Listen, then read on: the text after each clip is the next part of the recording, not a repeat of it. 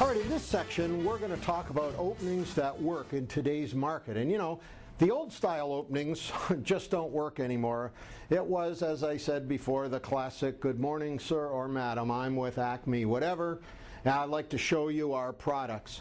And people would say, oh, come on in. But that was before there was television, before people had no time, when they were more interested in other human beings. Today you got to realize they're only interested in themselves.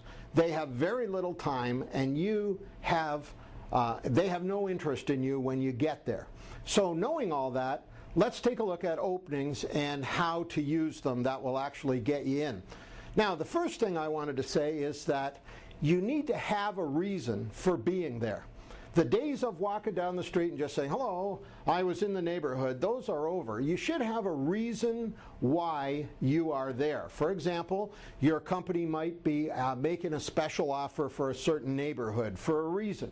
Or you could be there because you were next door at their neighbors, which is a great reason. I was in the area, 4 doors down there, one of your neighbors just made a purchase from our company, and while I'm here, the company allows me to, and you tell them what you can do for them that normally costs money, that now is no charge. For example, we're going to use, as an example, let's say you're a landscaping company, and let's say that the company allows you to do a soil analysis that is worth $100, but it's no charge because you're on the same street as a neighbor that just purchased something. I'll get into that in more details.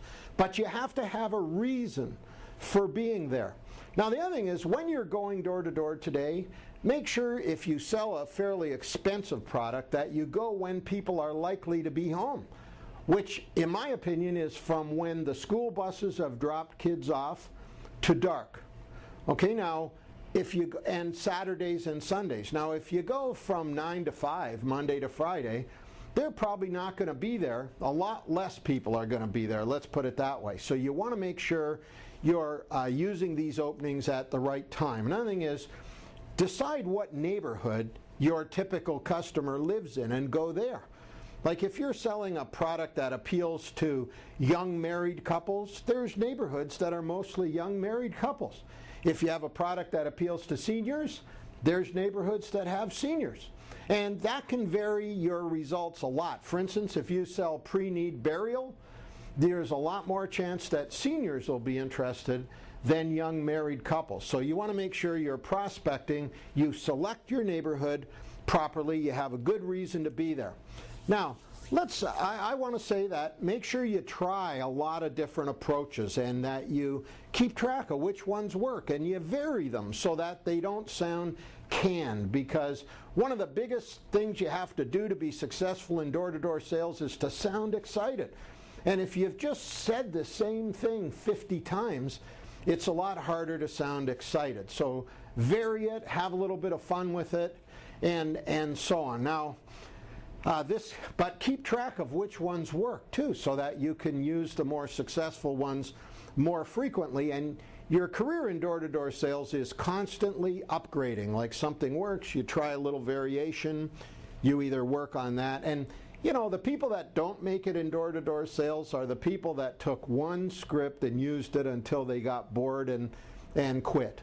So I hope you'll have a reason for going, try a lot of different approaches, and have fun with it. Now, the main thing I want to talk about in this section is you've got to have something that's a benefit to the customer to get in the door today, something that interests them right off the bat. Now, as we take a look at some actual examples, I want you to notice that they all talk about something that's in it for the customer. The days of going to the door and talking about your inventory and why you're a great company are over. You have only a couple of seconds to interest the people, and they're only interested in themselves. They're not interested in you. So in the past, we used to be taught to do things like, good morning, sir or madam, I'm here from Acme Company. They don't care. And if you say, I'd like to show you my stuff, or I'm taking a survey, their question is, what's in it for me? Now, they never ask you that question, but that's what they're thinking. So we're going to discuss some examples of ideas you can use that interest them right away, that will get them to come out and talk to you or ask you in to talk to them.